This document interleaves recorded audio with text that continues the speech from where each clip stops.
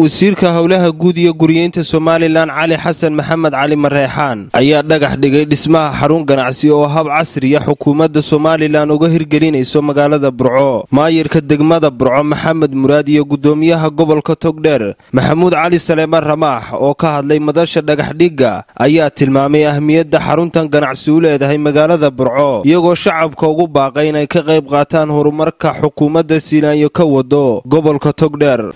waxaa lagu dhagax dhigayaa moolkii labaad ee Burco ka hirgelay muddo 2 sannadood iyo bar. waa mool casri ah, mahad ilaahay baa kule subxaanahu wa tacaala. mahadda labaadna madaxweynaha qaranka iyo wasiirka howlaha guud ayaa mahadda labaadna leh. waxaanu u soo kordhin doonaa degmada Burco, qurux buu u soo kordhin doonaa. ganacsiga daasadaha ku jira aragteen daasadaha yarar guri walba hawskeena $200,000 qaarkood ma wada aha.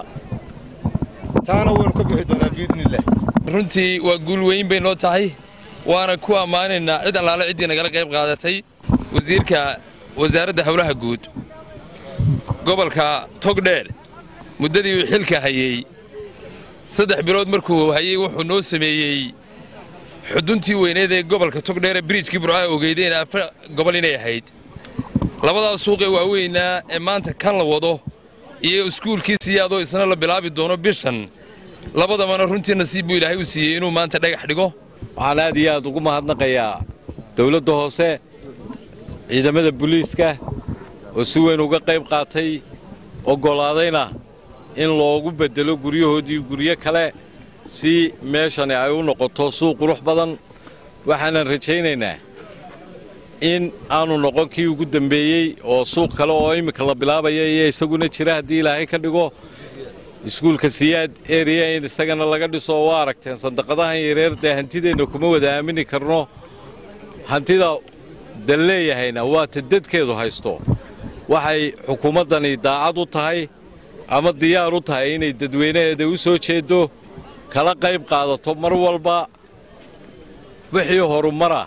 wasiirka howlaha guud iyo guriyeynta Somaliland Cali Xasan Maxamed Cali Mareexaan oo isna ugu dambeyntii madasha ka hadlay ayaa iftiimiyay qaybaha ay ka kooban tahay xarunta ganacsi, isagoo u mahadnaqay shacabkii laga raray goobtan laga dhisayo moolkan. waxaan aad iyo aad ugu mahad celinayaa dadkii dhammaan reer Burco ee ka qayb qaatay. waxaan gaar ahaan u mahad celinayaa ummadii badnayd ee ku ganacsanaysay ee ka guurtay ee maalintii ay arkaysay iyagoo gacantooda ku furfuranaya oo qof waliba isu diyaarinaya siduu uga qayb qaato horumarka magaalada uu degan yahay Burco, caasimadda labaad ee dalka. moolkani waa ka ilaa hadda Somaliland ugu sidaas oo 3 dabaqa oo 100 iyo dheeraad xarun ganacsi ay isugu imanayaan. qaar badan oo kale oo weyn way soo socdaan oo horumarka dalku si xawli ah aad loogu farxaabo u socdaa. dhismayaashan iyo dhismayaasha kale ee aad ku waaweyn waxay ka mid yihiin waxqabadkii ballaadhnaa ee dawladda kulmiye ay samaysay xilligay tirada haysay welina la wado bilaabo 24 bisha koobaad 2017. insha Allah ta'ala dhismihii uu bilaabmaya.